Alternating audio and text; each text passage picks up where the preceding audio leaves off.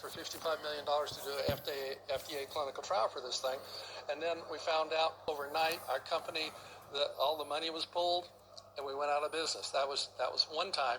And then in South Africa, we had a nutrition clinical trial that we tried to get going there, and for political reasons it was never ever approved. They kept making all these little changes, so we'd do everything they said to do, and they would come up with something new, and they would never let us do it after a year and a half.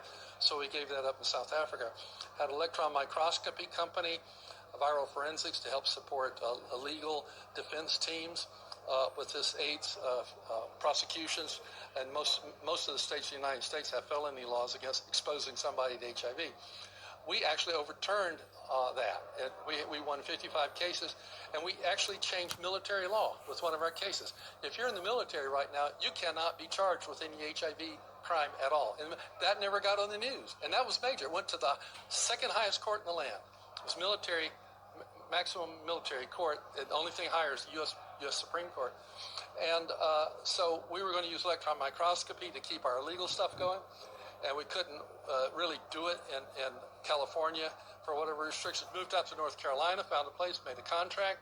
It had electron microscopes there. It had biosafety level 3 labs. They even cultured HIV in there.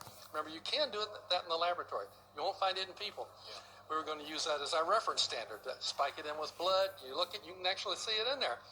And the NIH and the CDC both agree that's HIV. So we're saying, okay, we should see this in somebody's blood or someplace with a high viral load.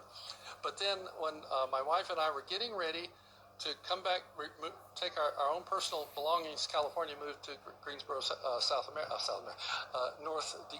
North Carolina, I got an email that they canceled our contract, and they wouldn't talk to us about it. But finally, I found out it was pressure from the University of North Carolina, Greensboro, and also A&T, and that scuttled that operation. So this just goes on, and that happened to President Thabo Mbeki in South Africa. Clinton, I saw it with my own eyes, torpedoed his AIDS efforts in South